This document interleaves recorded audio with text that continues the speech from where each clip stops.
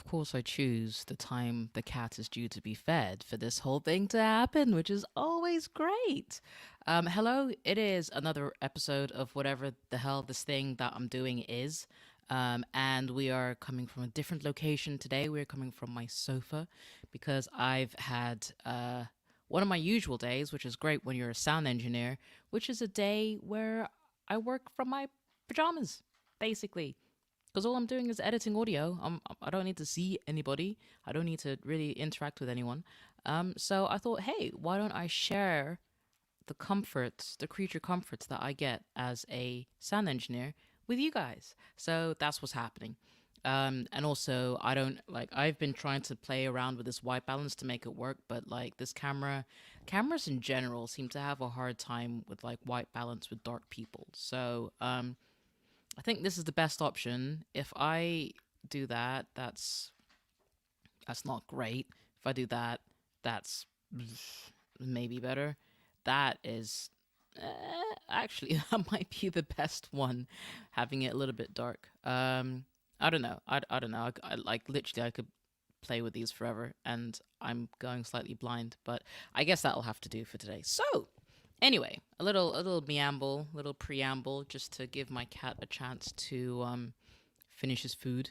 Have you finished your food, my love? Kitty. Yes. Yes, he's looking at me like I want more. He will not get more. More will happen later. So yeah, hello. I'm gonna do the usual thing of checking one, if this is live, two, if people are checking this out, and I can't see things. Okay, well, it is live. Oh, it's quite close as well. Hello, wherever you are. If you are in Facebook land, ping me a hello. If you're on LinkedIn, say hello. I've changed things so I could actually go live in LinkedIn, which is interesting.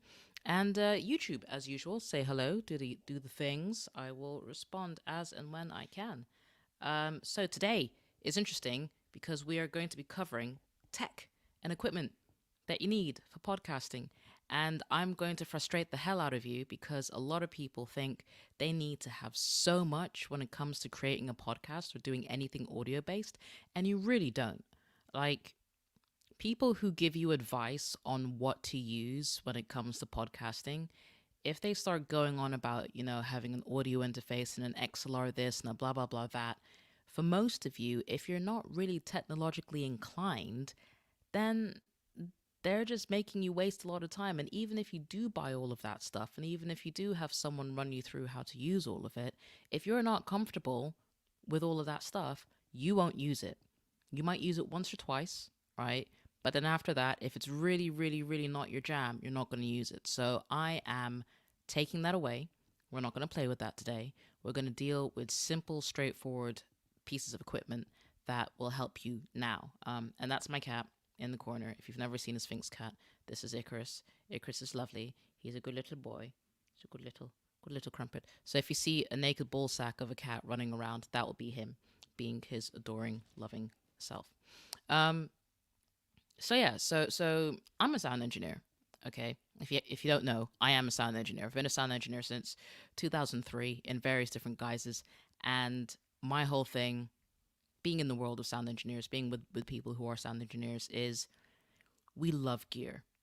We are absolute gear junkies. We will, pay through the nose for some ancient microphone that's ribbon based, that's probably seen the depths of, I don't know, the Beatles getting up to all sorts of nefarious stuff in studios. We are weird, right?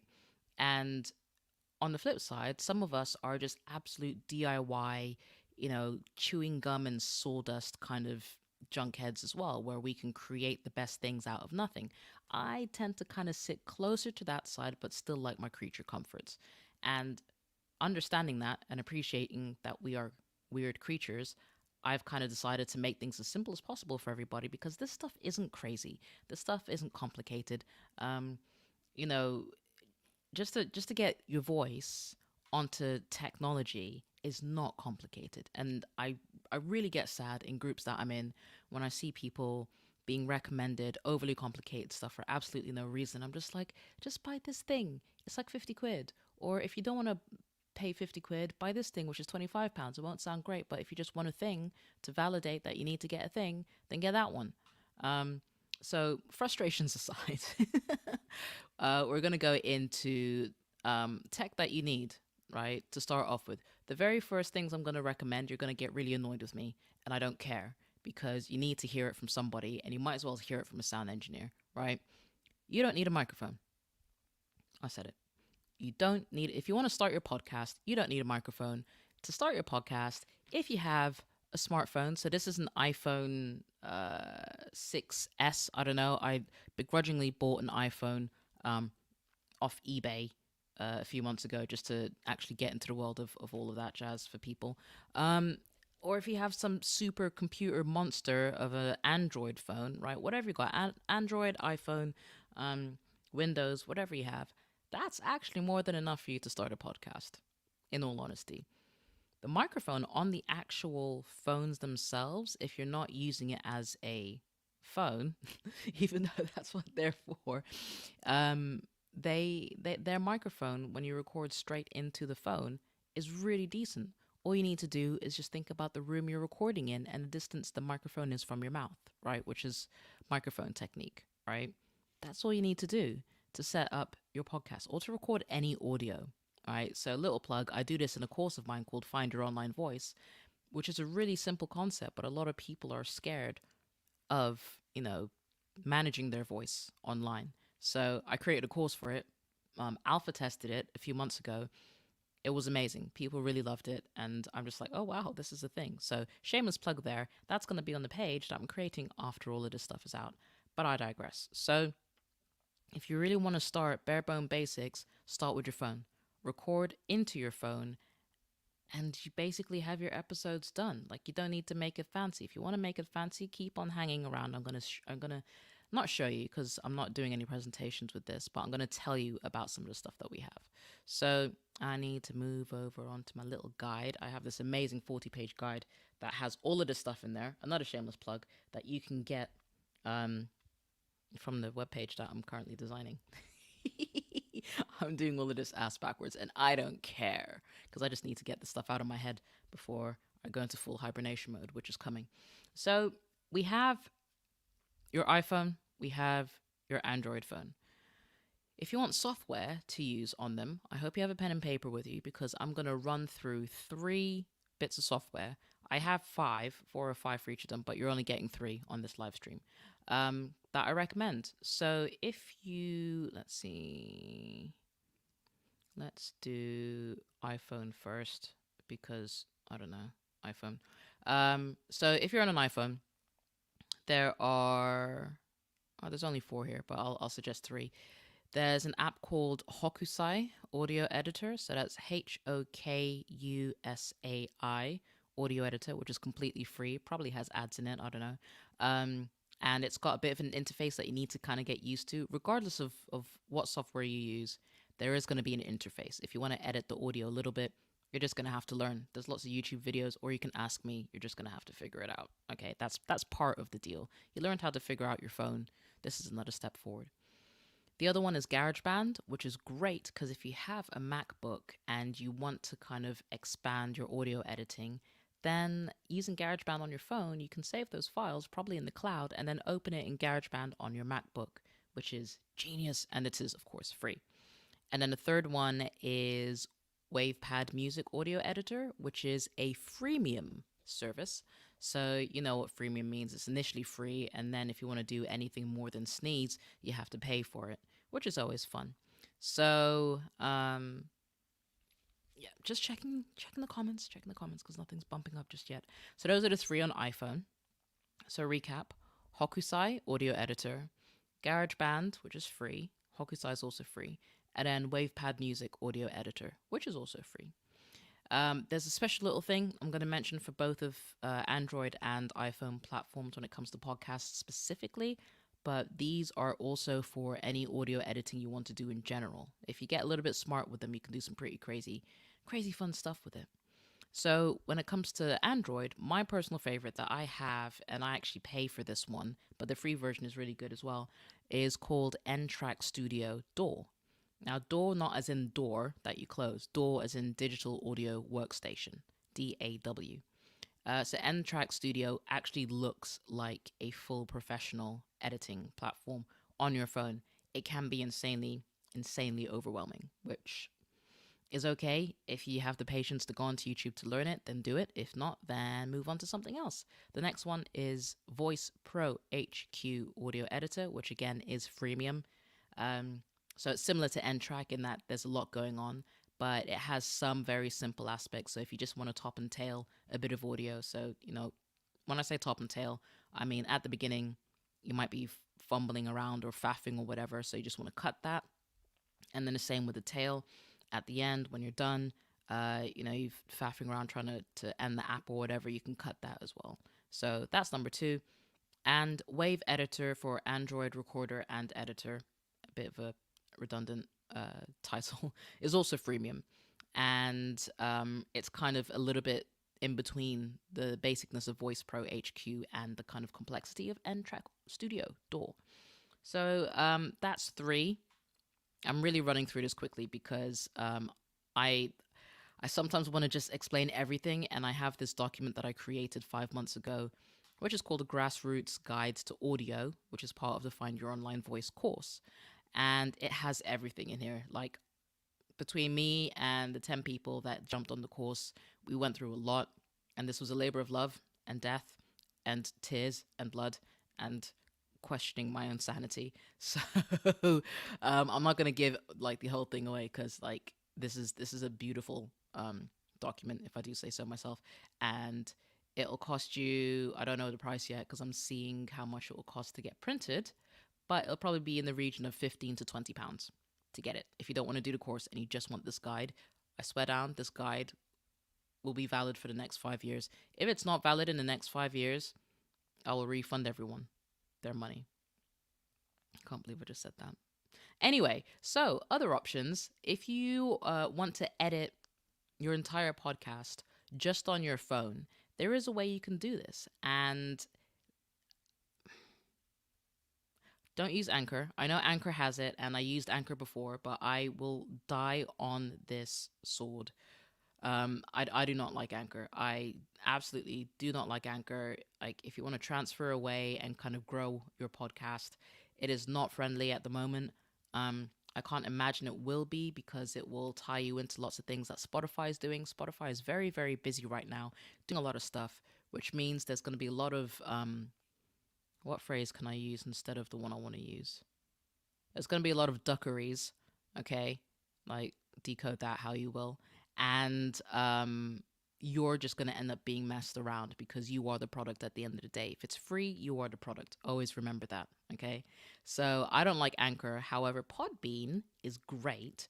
Podbean as an app, yes, you use to find podcasts and, create your own profile. But Podbean has the option to create a podcast, and you can record and edit and upload within the app, the native app itself, and you can also do it online in your profile as well, and that's available on iPhone and Android, I think. Hang on, let me she says here while she has both phones sitting here minding their own beeswax. Let's go into the Play Store and Podbean. There we go. Podcast app and podcast player, Podbean. So it's there. There you go. It's a beautiful thing. So you can actually record, edit, and upload. Here's an example. Beautiful little. Wait, there we go. If we do that, it's all back to front. So you can actually do it. You can top and tail it if you want to add music and effects and all that kind of stuff. It's really handy. So that kind of melts into the next live stream that's happening on Sunday. But that's basically how you'd edit on your phone. If you wanted to do your podcast and you didn't want to make it super complicated with microphones and all that jazz, that's it. You're done. Like, don't listen to anyone else. Just if you want to do the apps, do the apps. Otherwise, just go on Podbean. Their free services are great, and then you can grow into other services that you pay for not very much. And if you want to transfer over to something else like Libsyn or Blueberry or Spreaker or Transistor or Castos or whatever, it's an easier experience than Anchor. Yes, you can also do it on SoundCloud, but again, SoundCloud isn't actually designed for podcasts. I've been using SoundCloud as a music producer slash DJ since forever, since it came into existence, I think some 10 years ago. So it is not designed for podcasts. It works very well for podcasts, but it's not designed for that. I still will say just go to Podbean. It is designed for podcasting and it's designed to help you, and they always create stuff designed for podcasting. And scene. So moving on, if you want to go onto your laptop and actually use your laptop for editing, there are things to consider. So the first one is the one I'm holding in my hand. And I'm holding it in my hand because I'm actually really enjoying holding a microphone, because it almost feels like I'm on stage, but I'm in my pajamas at home. And I like the dichotomy of that. But also it just feels, I don't know, it just reminds me of, stage days when I used to edit, when I used to work with microphones on stage. But I digress. So your first question obviously is going to be, what microphone do I use? My first question back to you is, what is your budget? Seriously, like, how long is a piece of string? If you've got £3,000 to spend and you have more money than sense and you don't care what you get, I will suggest a ribbon microphone that is so sexy. But like, that's not your deal. You wouldn't even, unless you're an audiophile like I am, you would not even appreciate the tonal differences in a ribbon microphone. You don't even know what a ribbon microphone is and why it's even relevant. And to be honest, a ribbon microphone probably would be too sensitive. But still, if you had a Newman microphone or something, you'd just be like, this person told me to get it. I don't understand why I got it. It cost £1,500. Like, that's not for you, obviously. So we're going to pull it down, pull it down, pull it down, pull it down to your budget. First is your budget. Second is, how much do you know and or care about audio technology, really? Because initially, if you don't know whether you're going to be into it or not, you don't want to invest stupid amounts of money into this, right? So even putting aside maybe or £200, right, which is $300 or something, just under $300. If you want to invest that much and get an audio interface and a microphone as a package, you could get Focusrite, and you could get their Scarlet package or the Claret package. I think the Claret package is a little bit more expensive. Scarlet is the love child of everyone. The 2 in, 2 out, 2i2 or 4i4, that kind of stuff. Already, if that stuff sounded like gobbledygook to you, then you need to knock it down a peg again. Okay. But if you're into microphones and stuff, and you know what an XLR cable is, you understand it, it doesn't terrify you, you know what a preamp is, you understand the implications of all of that, you understand that there's probably additional software to work with that, then we can work with that. This is not what this video is about. We're going to talk about USB microphones. So you have USB microphones, you have lav microphones, and then there's other things that we're going to talk about. But yeah, so let's go in the order of this guide, because it's here, sat here looking at me. And I'm also going to just check if there's any comments flying through, because I don't want to ignore anybody.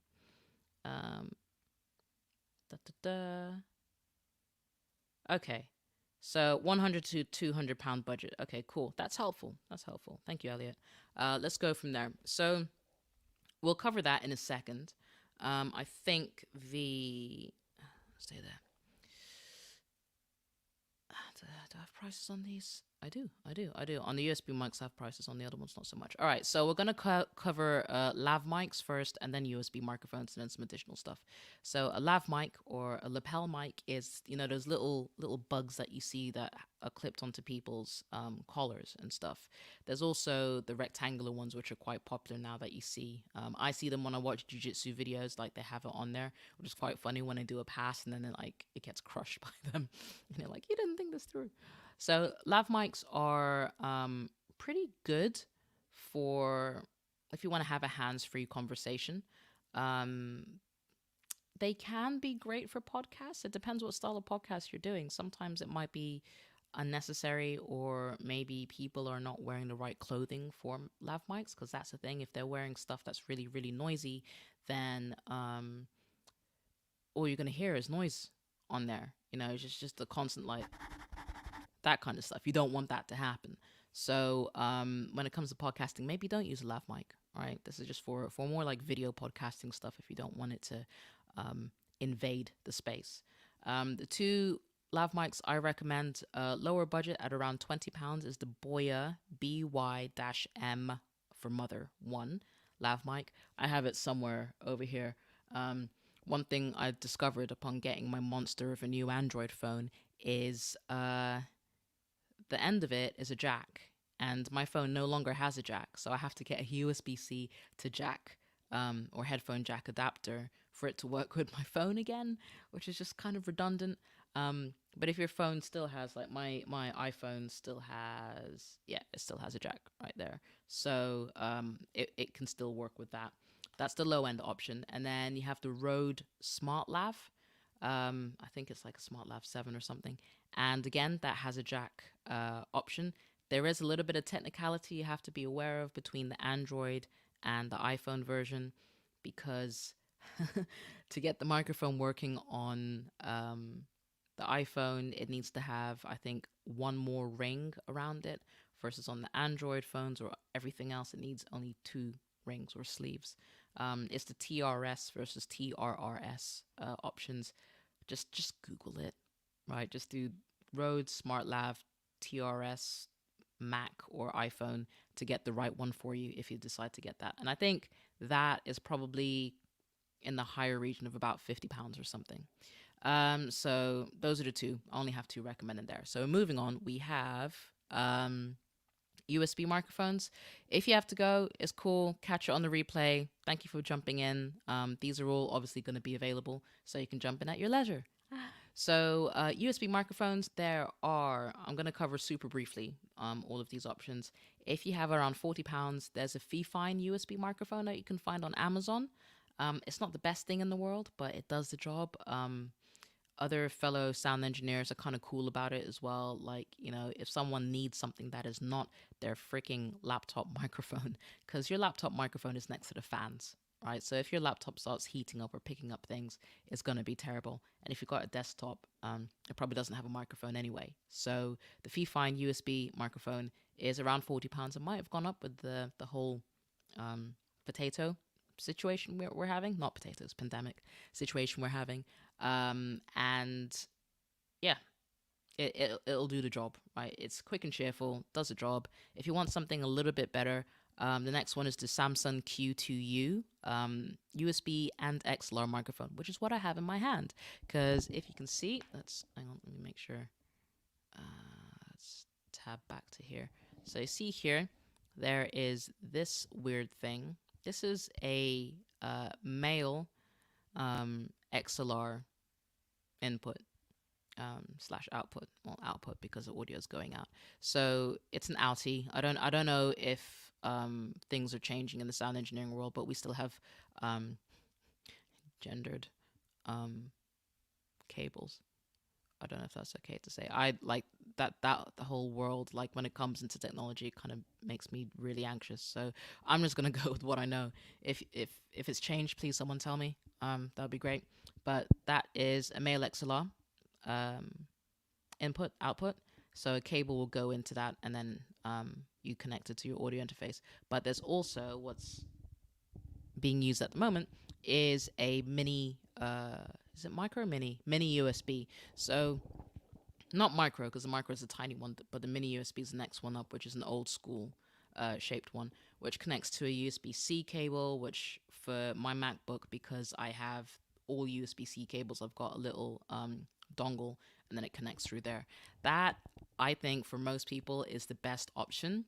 And this only costs about £75. I bought it when it was £68, but, inflation and demand versus supply is a thing. So, yeah, this is 70 quid. This does the job perfectly well. You can hold it. It comes with a cute little stand, which is this, which might be useful to you. It might not be useful to you, but I'll get around to stands in a moment. After that, you have the expensive sibling of this phone, or the original, the OG that Tim Ferriss used and recommends still, is the Audio Technica AD2100-USB. Exactly the same thing. It's about 85 pounds. I think it's been discontinued and there's a different version out, but it's the same thing. Might as well just get the Q2U, right? Same thing, different brand on it.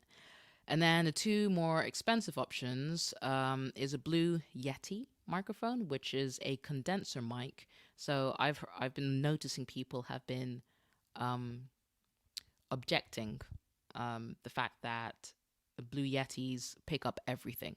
Yes, because they're condenser mics. And that's a whole other video to kind of explain the difference between a dynamic mic, which this one is, and a condenser mic. Basically, condenser mics are super sensitive and they're designed for picking up sensitive things, whereas dynamic mics can take a bit of a battering. So they just pick up what's in front of them. They don't really pick up anything else around you. So you want to go with a dynamic mic. But if you've got a good setup, then the Yeti mic is actually pretty good. And a lot of YouTubers and podcasters use it because it has the ability to pick up such a beautiful range. And especially with the Yeti, not the Snowball. The Snowball is omnidirectional and we don't like it. So don't get the Snowball, please. And people be like, but I eat it. Yes, good for you. Jolly, bully for you. Don't do it. If you're asking me what I recommend, use the Yeti, not the Snowball. And it comes around 100 pounds to 200 pounds if you get the Pro, which has the XLR and the USB option. But on average, they're probably about 140 pounds. And you can put stuff on top of it. So I have a, I can't be bothered to get it. It's over there. I have a Chaotica eyeball, which basically turns it into a studio in and of itself, which knocks away all the bad sounds and just really focuses it to your voice, which is really handy. So everyone or a lot of people use it. A lot of people recommend it, which is fine. And then the final one for USB microphones, this is high end, is the Shure Mv7. So M for mother, V for Victor, 7, which is a, I suppose, sibling to the Shure SM7B, which is like the podcast standard, right? The SM7B is an XLR connection and it needs a cloud lifter, which basically is a baby preamp, so it just makes the signal louder, and then an audio interface, and then into software, whatever you choose to use. But the the MV7, the MV7 doesn't, which is great. And again, the price kind of starts from 200 to 240 pounds. So, final little bit, additional clip. I was going to say something terrible right there. I'm glad I stopped. Additional kit. I was looking at clamp and kit at the same time, so make of that what you will. The three things that are here are a desk clamp microphone arm, which I have for my Yeti, and basically all that does is gives you the range of motion to be able to lift and drop a microphone to a height that's great for you according to what you need to do. And it also removes rumble from the table, because if you have like this, if you have this right on a table, every time you make a slight movement, the vibrations go straight into the microphone. And the microphone's job is to pick up on vibrations, because our voice is vibration and pushing and pulling of air. So getting a microphone arm, either a clip or something. I prefer a desk clamp just because it's versatile. And if you've got a lip to your desk, you can just shove it on there. And then if you need to move and go somewhere else, it comes with you. The second thing is a pop shield. So this foam head kind of acts like a pop shield in and of itself, because there's plosives, which people don't want to hear. Like Peter Piper picked a peck of pickled pepper. Like no one wants to hear that. So a pop shield is literally just one or two. Two is usually better. 2 bits of fabric. It's usually kind of like the same style fabric that you get in tights, not winter tights, like summer tights. And I've made pop shields from tights in the past when I used to study sound engineering, and it works. Like all you're doing is just trying to push the vibrations back. So pop shield, prices. Pop shield is anywhere from like £5 to £25. And then there's what I have, which is the next one, which is a microphone isolation shield, which can go from £25 to 250 quid plus change, which is something you don't want to kind of get stuck in with. Yes, and also table will reflect. So if you want to go into technicalities um, with why you should have a microphone arm, I've just seen in the comments. Um, Tables are flat surfaces. And I'm not going to go into room treatment today because that's a whole video in and of itself. I think I've said that 5 times now. But anything that's flat and uniform, sound likes to just bounce off of it in an equal fashion. So with a table being flat, that happens, and also like a table also absorbs vibrations, which means you'll get feedback from that. So if you have your laptop on a table and the fan starts going off, yes, you've removed the microphone from your laptop into a microphone, but like if that microphone is still attached to the table, so far as just a static stand is concerned, not a microphone arm, that vibration can come directly through because there's no room for absorption. So things to think about. 101. So that's that section. Headphones are important. They're super important because you need to listen back to yourself. And if you're not comfortable listening back to yourself, take my course, because that's literally like the main part of my Find Your Online Voice course, is learning how to dissociate from the emotional investment you have in hearing yourself. Because you never, two fun things to really fry your noodle on a Friday night. One, you can never see yourself. You can only ever see a representation of yourself. So you're seeing a representation of yourself in a mirror. Because if you go to a carnival or something and you go to the funny mirrors thing, you see yourself in a mirror, but you're reflected in various iterations of yourself, right? You see a photo, it's a representation of yourself, which can be edited. Any aspect of that. Ditto for hearing yourself, right? When you speak, you only hear the vibrations of your voice inside your skull, right? So what you hear is your inside like head voice is just vibrations of your larynx, of your throat area and your vocal cords vibrating some air out of your mouth, and there'll be a little bit of feedback, but as soon as it leaves your mouth, there's going to be influence from the environment, and then you go back into your ears. Like if you inhale helium, that changes your voice because it tightens up your vocal cords, and then you sound like a chipmunk. Same, I think the other one is bromide. No, not bromide. I think bromide will kill you. Don't buy this stuff. There's another thing, bromelain. No, I think that's the enzyme of pineapples. Anyway, there's the other aspect which completely, I don't want to say relaxes, but it does a different thing to your voice, and you sound like you are coming out of the pit of hell. It's quite funny. Just notice I moved the microphone away. So you never actually hear your voice. You hear a representation of your voice. You never see yourself. You see a representation of yourself. Your existential crisis today is for free. I will charge for the next one. So, there it is. Bromexin. Thank you, Mikkel. Um, don't go and buy the stuff, okay? Don't do it. Don't do it. I watched it on, I think, Mythbusters once, and it was terrifying. Um, so when it comes to listening back to your voice, it's really, really important, because if you're going to edit your podcast, you need to be okay with listening to yourself. Like, I know a lot of podcasters that I listen to, sometimes if they reach a point of talking about how they edit their own shows, they admit that they don't like listening to themselves. And I'm like, that's a shame. That's a real shame, because you need to learn how to maximize your voice. You need to learn how to utilize your voice with a microphone, understand the hot spots, the not spots, if you're too far away, if you're too far away from a microphone, all that kind of stuff. You only learn that when you listen back to yourself, because you've already got the experience of recording. So when you're listening back, you already know what you were doing whilst you're recording it. All right. So all of that to say, headphones are really important. So headphones, when you're recording, uh, cut off the feedback loop, right? So when I say feedback, if you imagine your speakers, so I'm just trying to help with the visualization here because I can see it, but I'm trying to explain it. So your speakers on your laptop are your mouth, right? So when you talk and it comes back and there's going to be a delay or whatever, your mouth is coming out of the laptop, and then your microphone is an ear, right? So what starts happening is your mouth brings sound out, your ear picks it up in the microphone, and then it gets replicated again and again and again. And because it's energy, and this is a really simplified version of this. So sound engineers, if you guys are watching this and you're like, shh, shh, I'm making it simple.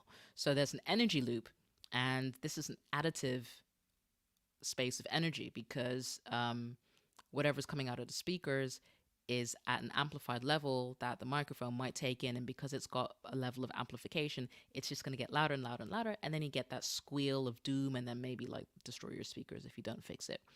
And most people fix it by muting because you're killing the feedback loop. I really hope that's helpful and that kind of has been explained in a simplified way, because it's kind of hard to explain sometimes. So if you think about it that way, when you use headphones, right, the audio is going into your ears, not the microphone ears. And there's no feedback loop then because we're not amplifying anything and the microphone isn't picking up on anything other than your voice. So it's not picking up your voice plus the speakers and your voice, plus the speakers and your voice, da da da da da da, ad nauseum.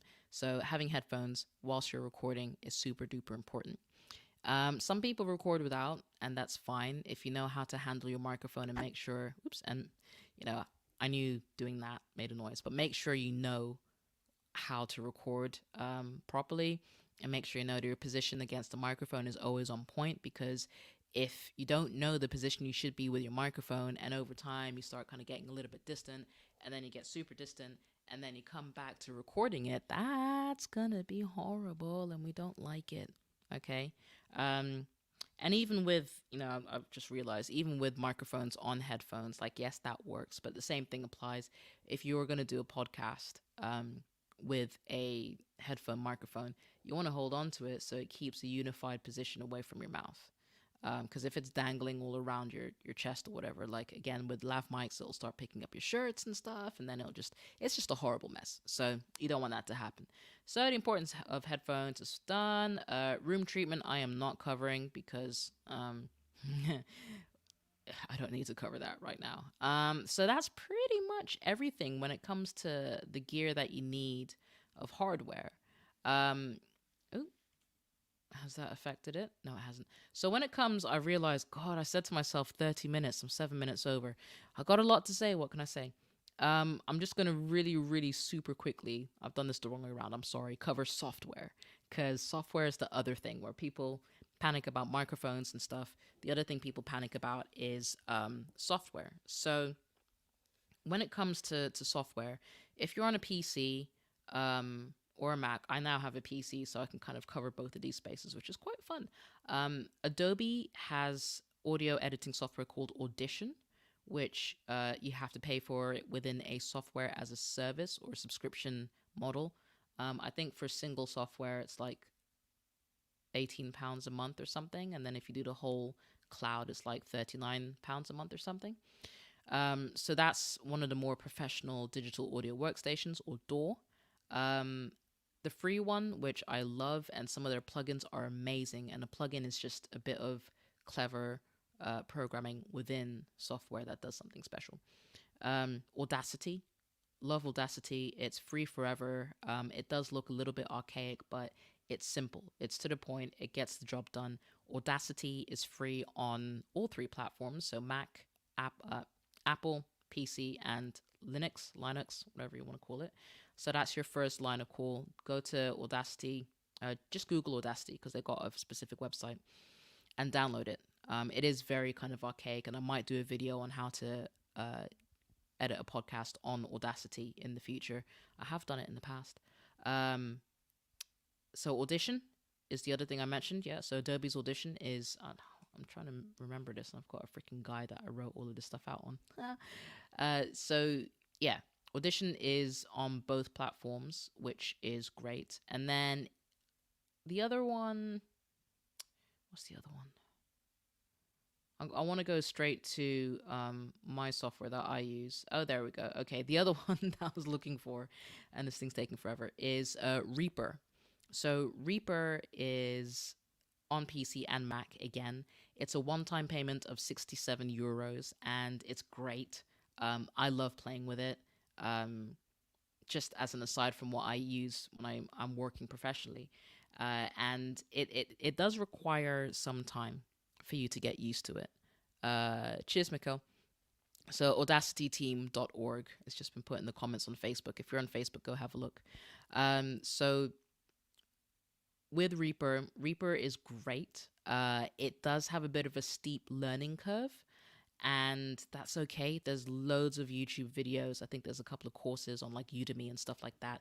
If you want to do it, if you want to get that way involved, I highly recommend Reaper. They keep adding to it, and it's just a beast of software. It's really great, and it's not that expensive. I mean, between buying a microphone and getting Reaper, that's what, like, I'm really bad at maths, like £160, £150, or maybe £140 thereabouts. Like, that's a good investment. And those two things will keep you going for a very long time. Especially as there's updates and you don't have to pay for the updates. I personally, on a MacBook, use Logic Pro only because that's what I studied at school. I actually studied Cakewalk, and used Cakewalk at school, which is a beast in and of itself. And we were meant to like move on to Pro Tools, but I was just like, no, I'm good with Cakewalk, thanks. And then Logic was on PC at the time, and then it moved on. It was like with eMagic, I think. Yeah. And Cubase. So I love Cubase. I think Cubase is available on PC, which is kind of the sibling to Logic. And Logic Pro has a one-time payment of $200 or £200 with Apple, which again, it like when it comes to digital audio workstations, your personal preference and your working style are the only things you need to be concerned about. Everyone will have their opinion about one thing being more superior about like over another. I just think try them all out. They all have trials, so you can try all of them. Actually, I don't think Logic does. But use GarageBand. GarageBand is the free version. It's like the simple sibling, the simpler sibling of Logic Pro. So give it a go and just figure it out if you are that way inclined. If you're not, then again, just keep it really simple. Use a native app like Podbean just to edit your podcasts and stuff. If you have any questions about any of this, please, for the love of God, ask me. Send me a DM. Ask a question on the live streams after they've finished being coded or whatever and uploaded after this is finished. Because I love answering questions about this stuff. Because to me, it's really simple. To you, it might be Mandarin, and that's cool. I'm fluent. So ask me. There's no such thing as a super question, and I love answering questions. So ask away. So that was super quick, just covering that bit because I felt it was necessary to have in there. And this has been like 40 minutes, which is insane. And I'm sorry, it's so long. These will be edited down into actual bite size available videos. I don't know why my brain's going. And what I'm going to do is share a link where all of these videos will be available as they run. Each video comes up. So this is video number 3 of 6. I've got my little notebook here. So video number 3 of 6. And if you have missed any of them, go to this page, place. Let's do that. Way. So go there. So audiofi.me/PNP. And it's PNP because there's a project, podcast network project that I am going to be launching after my birthday in January, which basically is a crowd resourcing project that I am creating to make podcasting super manageable for people. And when I say super manageable, it's a case of I coach you how to do your podcast, then you focus on recording the audio, right? We also do scheduling and planning and how to future-proof your podcast and all that kind of stuff. But then you give me the audio and we do everything else. So we cover the hosting, we cover the editing. If you want jingles, we've got that. We've got lots of licenses for that and stuff. And show notes and putting it up onto your website. All of that, all supported in a low monthly fee. It's coming soon. I'm just figuring it out because I have spent almost 2 years watching people try doing all this stuff and then flounder and drown. And I'm like, I can help you. And I just need to figure out a way to make it work for everybody. So the podcast network project is my way of helping and giving back and watching everyone win. So with that, if you have any questions, again, if you're on the replay, let me know. Anywhere, any point, at any time in any of these, ping me a message as well. Like, don't be scared to DM me. I'm more than cool with you just asking me questions. It's what I'm here for. But yeah, it's Friday. I hope you have a good one, and I will see you on Sunday. I think is the next one I've planned. Sunday, where we go into how to create your podcast in an afternoon. And I'm going to be doing it on my iPhone, my Android, and probably my laptop because it's a flex. And that's what I do. Alrighty. Thank you so much for watching, either live or on the replay, wherever you are, and have a great weekend.